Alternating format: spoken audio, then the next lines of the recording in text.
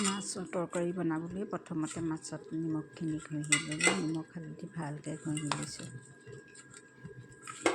এয়া নিমখ হালধি ঘঁহি লৈছোঁ।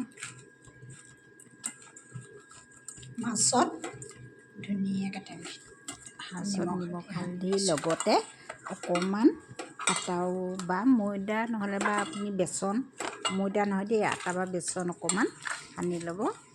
তেতিয়া মাছটো ভাজোঁতে ধুনীয়াকৈ ৰঙা হ'ব, ভাল হ'ব। এতিয়া মই এয়া মাছখন ভাজি দিলোঁ। মাছ ভাজোঁতে বেছিকৈ লৰাই নাথাকিলে, বেছিকৈ লৰাই থাকিলে মানে মাছটো ভাজি যায়। সেইকাৰণে মাছ ভাজোঁতে বেছি লৰাব নালাগে। এটা পিঠি ভাজা হোৱাৰ পিছত সেইটো পিঠি লুটিয়াই দিব লাগে, তেনেকৈয়ে হৈ যায়। এয়া মোৰ মাছ ভাজি হ'ল। এতিয়া মই কেৰাহী পাতি তাতে পিঁয়াজ, পাঁচফোৰণ দি দিলোঁ। তৰকাৰী বনাওঁতে বিশেষকৈ মই আজি যিহেতু জাতিলাও তৰকাৰী বনাম, গতিকে বেছিকৈ বিশেষ একো দিব নালাগে। এয়া বিলাহীটো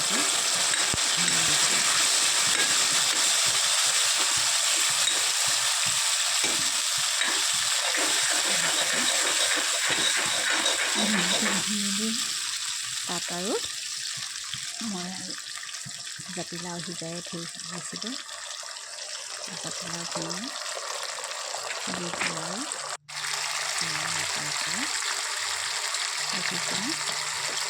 বিলাহী জাতিলাও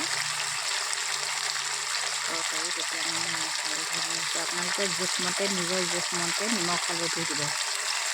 মই যিহেতু সিজাওঁতেই দি দিওঁ নিমখটো, গতিকে পিছত বেছিকৈ নিদিওঁ, অকণমান নিদিওঁ।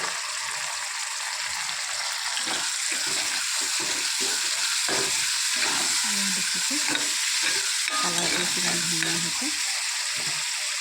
কালাৰটো দেখি খাবৰ মন যায়।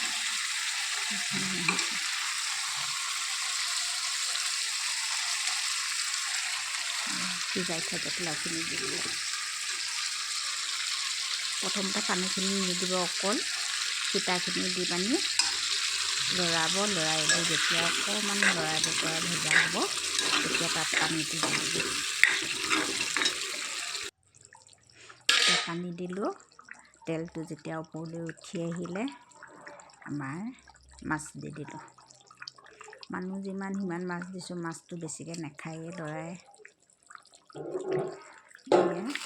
মোৰ তৰকাৰী হৈ গ'ল। কেনেকুৱা লাগিলে ভিডিঅ'টো জনাব। ধন্যবাদ।